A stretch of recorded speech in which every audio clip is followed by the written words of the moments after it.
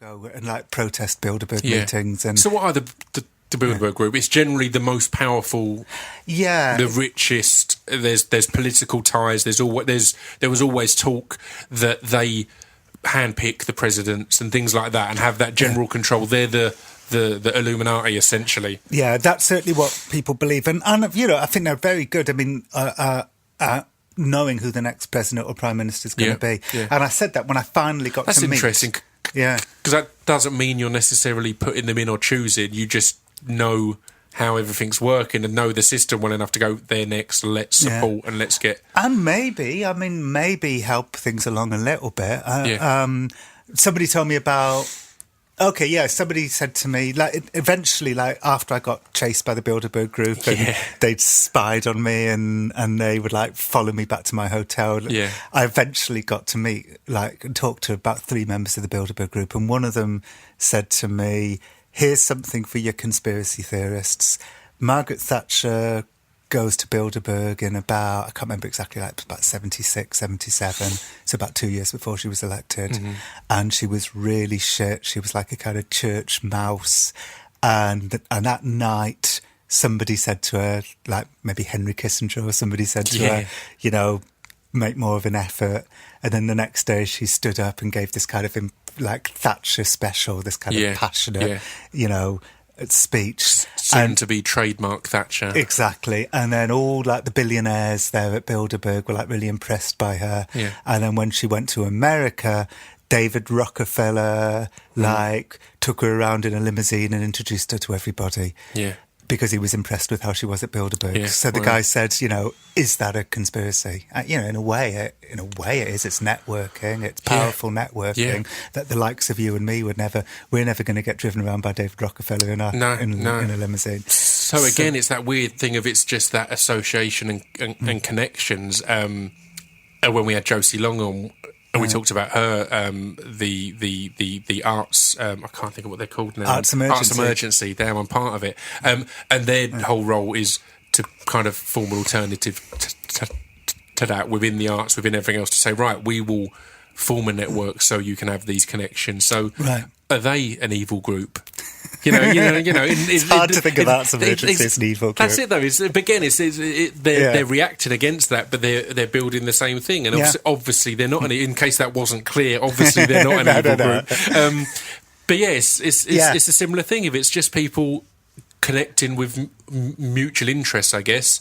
Yeah. Where it's a blurred line of conspiracy theories and power. What I loved, but you were chased by many. Yeah, and dark glasses. Yeah, and I loved what Bilderberg Group did to my imagination and did to my sort of paranoia and so on. To me, that was really interesting. Yeah, because I thought it was all a jape. I thought I'd go to Portugal with Big Jim Tucker and we'd like sneak into this hotel, this 5-star hotel, and sneak around and forge contacts with waiters. And I thought it would be like silly and funny. And it was all silly and funny right up until we did all of that. This was like the day before the Bilderberg group was supposed to arrive. And then left. And I saw in my rearview mirror that I was being followed. I was being pursued. So... Eventually, I phoned up the British Embassy. I mean, a chase ensued. I mean, I say a chase. I was going 30 miles an hour, so was he. Yeah. But if I'd gone faster, he would have gone faster. It would have been a hell of a chase. Yeah. If I'd gone 50, he'd have gone 50. So I can't think of any speed faster than that. That's it. That's top. I'm like Mrs. Armitage on wheels. I'm like a Quentin Blake drawing. It's beautiful because, again, it makes me think instantly of the Alan Partridge scene where he's booked a conference room under the name of the real IRA, and then when he gets there, he's thought it's all, and then when he gets there are police. He has to die. It feels like a similar thing where you're like, "Well, this will be a laugh. Let's have a hunt about." And it's like, oh shit, they're following us now. Real. This is real. Yeah. I was terrified. So the first thing I did was, Big Jim Tucker in the back of my car is like loving it. Yeah, like looking out the window and waving at them, and like I'm just. I phone up my wife. And I say, I'm being followed by the Bilderberg group. This is, I think this is all going to end. Do you think it was a level of scepticism on your part that made you more comfortable with it until it became a reality? Do you think there was a level of, it's a bit silly, and then it's like, fuck. Damn, we're actually doing this to powerful people. Well, I phoned up the British Embassy and I said, well. I'm being followed by the Bilderberg Group. And she went, and then she went, go on. She said, what are you doing here? And I said, I am essentially a humorous journalist out of my depth. Yeah. Can you phone Bilderberg and tell them that? Yeah, wow. Yeah, fuck it. So they followed me back to the hotel. The funniest thing was the woman from the British Embassy phoning me back and saying, the Bilderberg Group denied they were denying following me, and how could they call off someone who didn't exist? Yeah. And I'm like, he's behind the tree. He was literally, while she was telling me that, there was a man literally looking at me from behind a tree. I can This see was back him. at our hotel. Yeah, and then she said, well, the good news is if you know you're being followed, they're probably just trying to intimidate you, and the dangerous ones would be those that you don't know are following you. Yeah, but I of thought course. two things at this. I thought, how does the press officer at the British Embassy in Portugal know that? Yeah. Like, fuck, is this like a level of knowledge?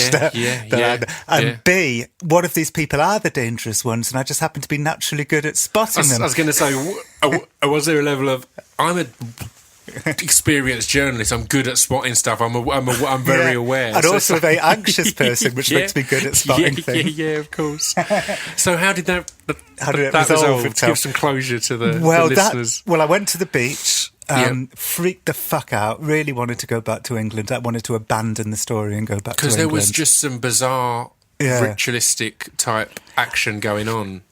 Well, actually, the rituals were a different secret society. That was Bohemian Grove. Of course it was. Sorry, I mean, there's a real crossover. Lots of the same people go to both.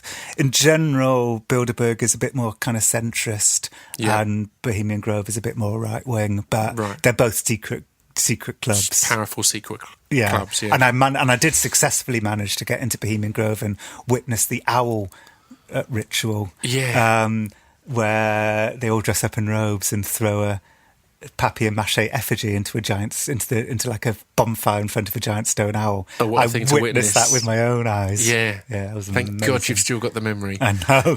That's one bit of memory that's not going to go. Hold it in, yeah. But with Bilderberg, so that was much later. That was probably about 2 years later. But with Bilderberg, I went to the beach. Yes. And got back to the hotel, and in my hotel lobby, there were these two men, like in dark glasses and suits, and as soon as they saw me, they picked up brochures and started reading them. Brilliant. Yeah. I thought, fuck, you know, how long is this going to last? And how long did it last? It kind of went away the next day. Again, so hilarious when it's not actually happening in your real life, but in the actual... This piece of fiction is the intro to Distraction Masters. This piece of fiction